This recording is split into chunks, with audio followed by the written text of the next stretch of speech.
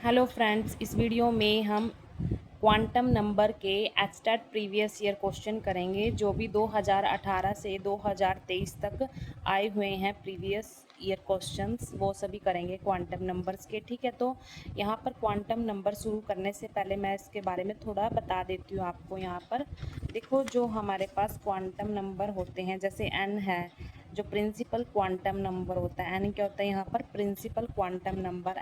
N से denote करते हैं। ये हमें किसके बारे में बताता है? सेल्स के बारे में बताता है। ठीक है, और यहाँ पर जो एल है, स्मॉल एल है, वो हमें सब सेल के बारे में बताता है। और जो स्मॉल एम है वो हमें नंबर ऑफ ऑर्बिटल्स के बारे में बताता है। अगर मैं कहूँ कि यहाँ पर हमारे पास जो प्रिंसिपल क्वांटम नंबर है वो हमें 1 गिवन है, यहाँ पर 1 दे रखा है, मतलब n की वैल्यू यहाँ पर 1 है। सेल क्या है? फर्स्ट सेल है। 1 का मतलब n की वैल्यू 1 है, इसका मतलब फर्स्ट सेल है। और उस फर्स्ट सेल में अगर हम देखें कि कितनी सब सेल है, तो यहाँ पर एक ही सब सेल होगी, और वो भी कौन सी होगी? एस सब सेल होगी। कौन सी होगी? एस सब सेल। जो फर्स्ट सेल है ना, एन एन की वैल्यू अगर 1 है, 1 का मतलब है कि वे फर्स्ट सेल है, एक सेल है। उस एक सेल में जो एल की वैल्यू होती है वो 0 होती है, और जो सब सेल होती है 0 के लिए सब सेल कौन सी होगी? एस सब सेल होगी। ठीक है, और इस एस सब सेल में जो ऑर्बिटल होगा वो कितना होगा? ऑर्बिटल कितने होंगे? एक ही ऑर्बिटल होगा, और उसमें m की वैल्यू कितनी होगी? 0 होगी m की वैल्यू। ठीक है, अब अगर n की वैल्यू 2 हुई, मतलब सेकंड सेल हुई यहाँ पर। ठीक है, अब इस सेकंड सेल में कितनी सब सेल होंगी? 2 सब सेल होंगी। ठीक है, यहाँ पर एक तो 0 सब सेल होगी, एक क्या होगी? 1। मतलब एक एल की वैल्यू जब 0 होगी तो सब सेल कौन सी होगी? एस सब सेल होगी। जब एल की वैल्यू 1 होगी तो कौन सी सब सेल होगी? पी सब सेल होगी। ठीक है, अब इस एस सब सेल में नंबर ऑफ ऑर्बिटल्स कितने होंगे? 0 होंगे, है ना। मतलब यहाँ पर m की वैल्यू कितनी? 0। अब इस p सब सेल में ऑर्बिटल कितने होंगे? 3 होते हैं। आपको पता है कि p सब सेल में ऑर्बिटल कितने होते हैं? 3 होते हैं।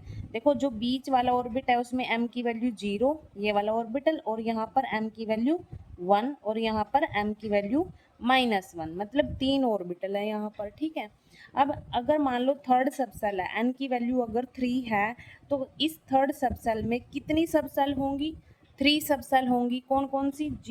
यहाँ पर l की वैल्यू अगर 0 है तो एस सब सेल, अगर एल की वैल्यू 1 है तो पी सब सेल, अगर एल की वैल्यू 2 है तो डी सब सेल। ठीक है, ऐसे होंगी। और इस एस सब सेल में जो ऑर्बिटल होंगे वो एक ही ऑर्बिटल होगा, और उसमें m की वैल्यू कितनी होगी? 0 होगी।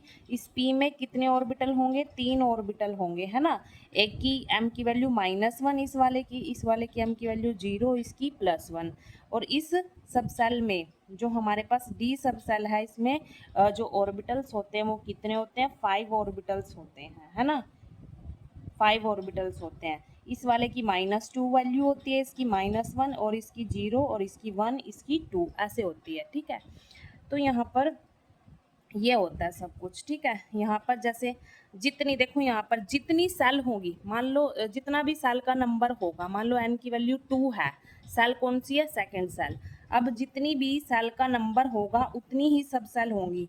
देखो 2 नंबर है तो 2 सब सेल होंगी, और 2 एक एस सब सेल होगी, एक पी। अगर थर्ड थर्ड सेल है उसमें सब सेल कौन सी होंगी? 3 होंगी, एक एस, एक पी, एक डी। ठीक है, ऐसे होता है। अब हम यहाँ पर क्वेश्चन ट्राई करते हैं। ठीक है, और आपको पता है कि एक ऑर्बिटल में मैक्सिमम नंबर ऑफ इलेक्ट्रॉन्स कितने आ सकते हैं? 2 आ सकते हैं। ठीक है, एक ऑर्बिटल में। ठीक है, तो यहाँ पर अगर हम देखें, देखो फर्स्ट सेल है, सब सेल हमारे पास एस है, तो इस एस सब सेल में एक ऑर्बिटल है। ठीक है, और इसमें नंबर ऑफ इलेक्ट्रॉन्स कितने होंगे? 2 होंगे। ठीक है, अगर हमसे पूछा गया कि फर्स्ट सेल में नंबर ऑफ इलेक्ट्रॉन्स कितने होंगे, तो हम क्या बोलेंगे? 2। ठीक है, अगर हमसे पूछ लिया कि सेकंड सेल में नंबर ऑफ इलेक्ट्रॉन्स कितने होंगे, तो हम कैसे पता करेंगे? देखो, जो एस सब सेल है उसमें एक ऑर्बिटल है, उसमें भी 2 आएंगे इलेक्ट्रॉन मैक्सिमम।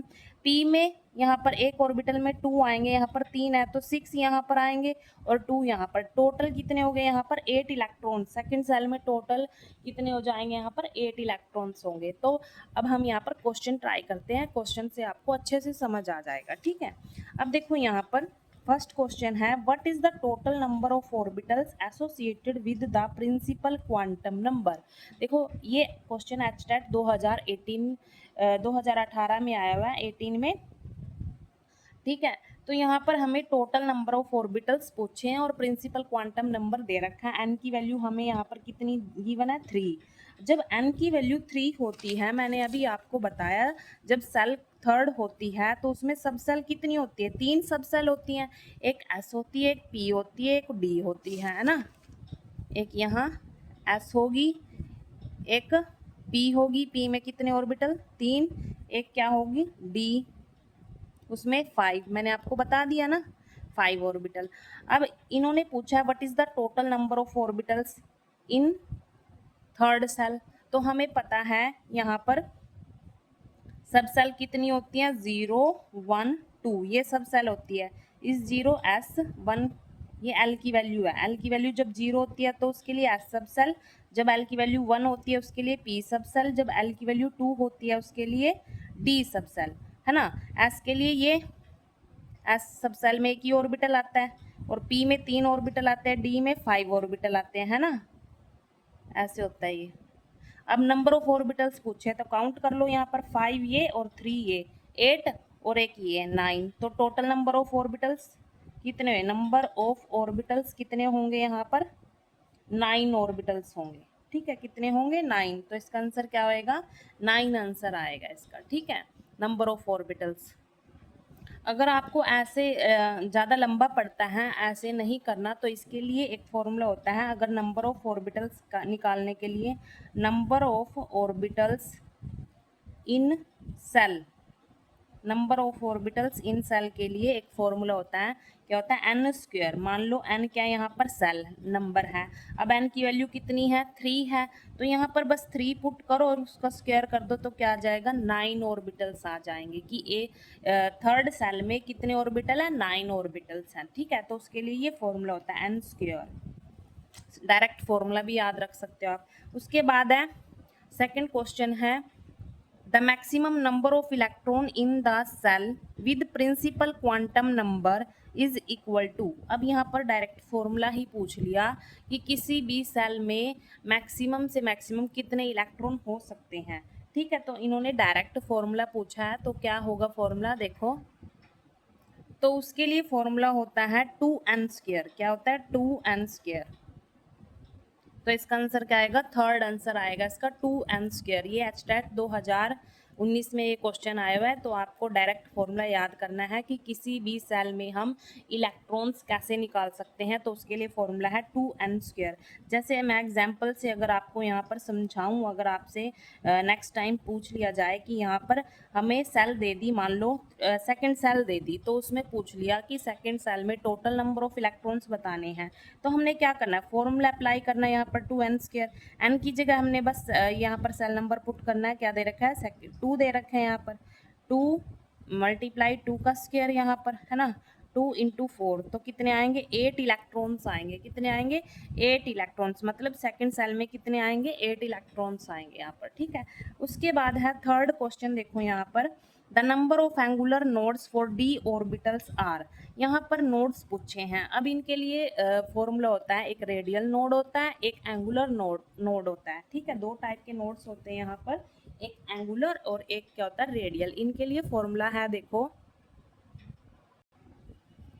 जो एंगुलर नोड का फॉर्मूला होता है, अगर एंगुलर नोड पूछ लिया आपसे, एंगुलर नोड्स, तो उसका फॉर्मूला डायरेक्ट क्या होता है एल क्या होती है सब सेल, है ना, एल होता है उसका फॉर्मूला। अब हमारे पास यहाँ पर डी दे रखा है, यहाँ पर डी ऑर्बिटल के लिए पूछा है। अब मैंने आपको बताया जब एल की वैल्यू 0 होती है तो वो किस ऑर्बिटल के लिए होती है, एस ऑर्बिटल के लिए। एल की वैल्यू 1 होती है तो वो किसके लिए होती है, पी ऑर्बिटल के लिए। एल की वैल्यू 2 होती है तो वो किसके लिए होती है, डी ऑर्बिटल के लिए, है ना। एल की वैल्यू 3 होती है तो वो किसके लिए होती है, आगे एफ ऑर्बिटल के लिए, ऐसे चलता है ये। अब इन्होंने डी ऑर्बिटल का पूछा है, तो इसमें हमने एंगुलर नोड बताने हैं, और एंगुलर नोड का हमें फॉर्मूला पता है, वो क्या होता है, एल होता है। ठीक है, तो एल यहाँ पर क्या होगा, डी ऑर्बिटल्स के लिए एल की वैल्यू कितनी होती है, 2। तो इसका आंसर क्या आ जाएगा, 2 आ जाएगा। ठीक है, आंसर क्या आएगा यहाँ पर, 2।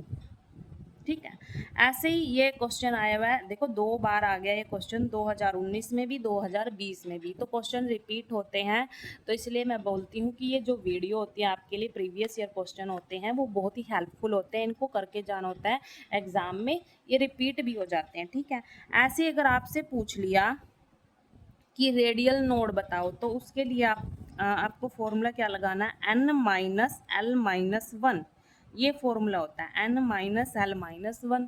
एल मैंने आपको बता दिया, और n क्या होता है, सेल नंबर होता है। ठीक है, तो ये रेडियल नोड के लिए पूछा है। अगर टोटल नोड पूछे होते तो हम क्या करते हैं, इनको ऐड कर देते हैं। ठीक है, दोनों को, रेडियल नोड को भी और एंगुलर नोड को भी। उसके बाद देखो नेक्स्ट क्वेश्चन, नेक्स्ट क्वेश्चन देखो, विच of the following is not permissible arrangement of electrons in an atom. यहाँ पर हमें ऑप्शन बता रखे हैं, ऑप्शन दे रखे हैं यहाँ पर। ये क्वेश्चन एचटेट 2020 में आया हुआ है, और यहाँ पर ऑप्शन दे रखे हैं, तो हमें बताना है कि कौन सा यहाँ पर ठीक नहीं है, कौन सा सेट नहीं बनता यहाँ पर। ठीक है, ये बाकी सारे बहुत सारे यहाँ पर 4 सेट दे रखे हैं, तो कौन सा नहीं बनता। ठीक है, कौन सा यहाँ पर फिट नहीं बैठता, ये हमें बताना है ऑप्शन में। देखो यहाँ पर मैंने आपको ये समझा रखा है, इसको ही लेके चलते हैं। यहाँ पर देखो n की वैल्यू जब 3 है, तो l यहाँ पर 2 हो सकता है। देखो l हो सकता है, जब n की वैल्यू 3 होती है, तो 2 सब सेल तो 2 नंबर तो होता ही, l की वैल्यू 2 तो होती है यहाँ पर, और m -2 भी होता है यहाँ पर। एस, ये एस क्या होता है, स्पिन होती है। ये मैंने बताया ना, 2 इलेक्ट्रॉन्स ऑर्बिटल में मैक्सिमम लाई करते हैं, तो एक प्लस हाफ स्पिन को होता है, एक माइनस हाफ स्पिन को होता है ना। तो यहाँ पर हो सकता है माइनस हाफ भी हो सकती है। ठीक है, स्पिन उसकी, 2 इलेक्ट्रॉन्स लाई करते हैं एक ऑर्बिटल में, एक इलेक्ट्रॉन क्या होता है, प्लस हाफ स्पिन को होता है, एक इलेक्ट्रॉन क्या होता है, माइनस हाफ स्पिन को होता है। तो हो सकता है जो एक इलेक्ट्रॉन है वो माइनस हाफ का हो सकता है। ठीक है, अब उसके बाद ये तो ठीक है सेट। उसके बाद n की वैल्यू अगर 4 हो, अगर n का यहाँ पर देखें 4, तो यहाँ पर सब सेल कितनी होंगी, 0 1 2 3 होंगी। यहाँ पर s p d f 0, यहाँ पर जब l की वैल्यू 0 तो s, l की वैल्यू 1 तो p, 2 के लिए d, 3 के लिए f। ठीक है, अब यहाँ पर ये सारा सेम रहेगा, यहाँ पर m 3 के लिए क्या रहेगा, -3 -2 -1 0 1 2 3। अब यहाँ आपको एस पी डी में तो पता ही है कितने ऑर्बिटल्स हैं, एफ में कितने होते हैं, 7 ऑर्बिटल्स होते हैं। 1 2 3 4 5 6 1 2 3 4 5 6 7 ऑर्बिटल्स होते हैं।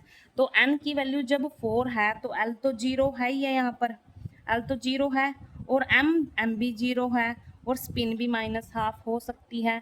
ये भी ठीक है, ये भी सेट फिट बैठ रहे हैं यहाँ पर। ठीक है, उसके बाद जब n की वैल्यू 4 है, जब n की वैल्यू 4 है, तो l की वैल्यू 3 है, यहाँ पर 3 है यहाँ पर, हाँ l की वैल्यू 3 है, m की वैल्यू -3 भी है, स्पिन भी +हाफ हो सकती है यहाँ पर, ये भी ठीक है।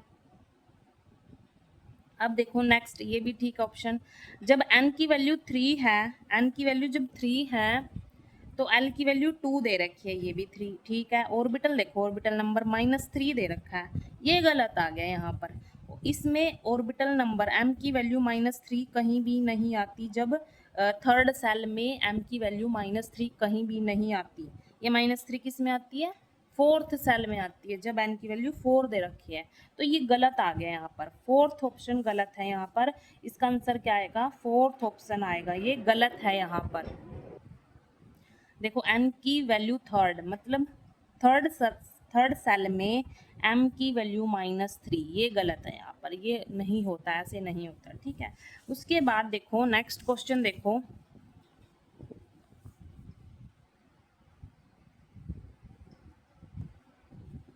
नेक्स्ट क्वेश्चन फिफ्थ है, ये एचटेट 2021 में आया ये क्वेश्चन। No two electron in an atom can have the same set of 4 quantum number. This statement is which of the following principle or rule. तो ये स्टेटमेंट किसने दी थी? पोली एक्सक्लूजन प्रिंसिपल की है ये स्टेटमेंट। नो टू इलेक्ट्रॉन्स मतलब दो electrons हैं किसी भी एटम में, उनका मतलब सेम सेट नहीं हो सकता। 4 क्वांटम नंबर होते हैं, कौन कौन से होते हैं? एक n होता है, एक l होता है, एक m होता है और एक क्या होता है? स्पिन होती है ना। 4 क्वांटम नंबर होते हैं, इनका सेम सेट नहीं हो सकता टू इलेक्ट्रॉन्स का। No two electrons in an atom can same set of 4 quantum number. Same set नहीं हो सकता यहाँ पर, ठीक है। क्यों नहीं हो सकता यहाँ पर? देखो, क्योंकि यहाँ पर स्पिन क्या होती है? एक प्लस हाफ होती है, एक माइनस हाफ होती है ना। तो इसीलिए सेम सेट नहीं बन सकता इनका। तो ये किसने स्टेटमेंट दी थी? पुली एक्सक्लूजन प्रिंसिपल ने। तो ये इसका आंसर क्या आएगा? फर्स्ट आएगा। बाकी सारे देखो जो 2 इलेक्ट्रॉन्स होंगे, बाकी सारे सबके लिए जो ये क्वांटम नंबर सेम होंगे, लेकिन यहाँ पर देखो ये डिफरेंट हो रहा है। यहाँ पर एक प्लस का होगा इलेक्ट्रॉन्स, एक माइनस का होगा, है ना। यहाँ पर ये सेम नहीं बैठ रहे, तो 2 इलेक्ट्रॉन्स का सेम सेट नहीं हो सकता 4 क्वांटम नंबर्स के लिए। ये पोली एक्सक्लूजन प्रिंसिपल के द्वारा बताया गया, ठीक है। उसके बाद है 6th क्वेश्चन।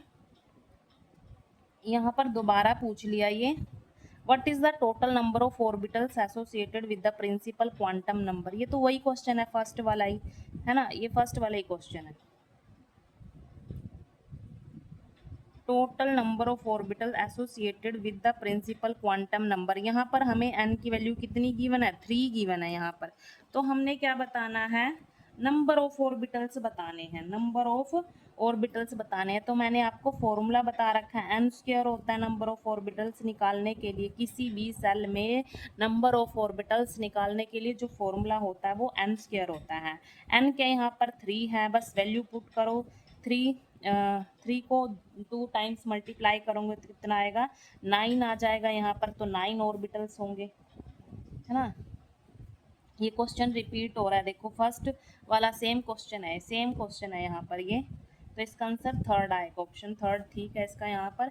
उसके बाद नेक्स्ट क्वेश्चन है, the number of angular nodes of D orbitals are. यहाँ पर एंगुलर नोड्स, ये भी क्वेश्चन रिपीट हो रहा है। एचटेट 2022 अभी किया था हमने पीछे, ये भी क्वेश्चन रिपीट है। तो मैंने एंगुलर नोड का आपको फॉर्मूला बता रखा है। एंगुलर नोड का जो फॉर्मूला होता है, हम कैसे निकालते हैं उसको? एल होता है वो। एल क्या होता है? अब देखो यहाँ पर जब एल की वैल्यू 0 है, यहाँ पर लिख लेती हूँ मैं, एल की वैल्यू 0 किसके लिए होती है? एस ऑर्बिटल के लिए। एल की वैल्यू 1 पी, एल की वैल्यू 2 डी ऑर्बिटल के लिए, एल की वैल्यू 3 एफ ऑर्बिटल के लिए। अब इसने यहाँ पर पूछा डी ऑर्बिटल के लिए पूछा है angular nodes, number of angular nodes, और एंगुलर नोड का फॉर्मूला हमें एल पता है। तो डी ऑर्बिटल के लिए एल की वैल्यू कितनी है? 2। तो इसका आंसर क्या आ जाएगा? 2 आ जाएगा यहाँ पर। 2 नोड्स आ जाएंगे यहाँ पर, एंगुलर नोड्स, ठीक है। तो ऑप्शन थर्ड इसका करेक्ट आंसर होगा, ठीक है। ये एचटेट 2022 में क्वेश्चन आया है। उसके बाद नेक्स्ट क्वेश्चन देखते हैं। अब यहाँ पर हमें रेडियल नोड पूछे हैं। ये एचटेट 2023 में क्वेश्चन आया हुआ है, number of radial nodes for. यहाँ पर देखो, यहाँ पर हमें पी भी बता दिया, ऑर्बिटल भी बता दिया, और यहाँ पर हमें सेल नंबर भी दे दिया, है ना। क्योंकि हमें पता है जो रेडियल नोड के लिए फॉर्मूला होता है, रेडियल नोड्स निकालने के लिए फॉर्मूला n-l-1, ये फॉर्मूला होता है, ठीक है। अब हमें पता है n की वैल्यू यहाँ पर कितना है, जो ये लिखी होती है ना 4p, आगे नंबर लिखा होता है, यही n की वैल्यू होती है। और यहाँ पर n की वैल्यू तो हमें पता चल गई। अब l की वैल्यू निकालनी है, मैंने आपको बता रखा है, लास्ट क्वेश्चन में भी बताया। जब l की वैल्यू 0 होती है किसके लिए? s ऑर्बिटल के लिए। l की वैल्यू 1 होती है किसके लिए? p ऑर्बिटल के लिए। l की वैल्यू 2 होती है वो किसके लिए? d ऑर्बिटल के लिए। ये मैंने आपको सेट बता रखा है। अब यहाँ पर p ऑर्बिटल के लिए l की वैल्यू 1 है, ठीक है। तो हमें l की वैल्यू भी पता चल गई, दोनों वैल्यू पता चल गई। अब क्या करेंगे? फॉर्मूले में पुट कर दो बस, n-l-1। एन कितना है 4 है, एल कितना है 1, यहाँ पर -1 है ये ऑलरेडी। यहाँ पर सॉल्व करेंगे तो कितना आएगा 2 रेडियल नोड्स आ जाएंगे। यहाँ पर क्या आएगा 2 radial nodes. Option second is correct answer. ठीक है, तो ये एचटेट 2023 में आया क्वेश्चन। यहाँ पर इससे कई बार 2 क्वेश्चन भी आ जाते हैं क्वांटम नंबर से, तो आपको ये टॉपिक भी अच्छी तरह से करना है। Thank you.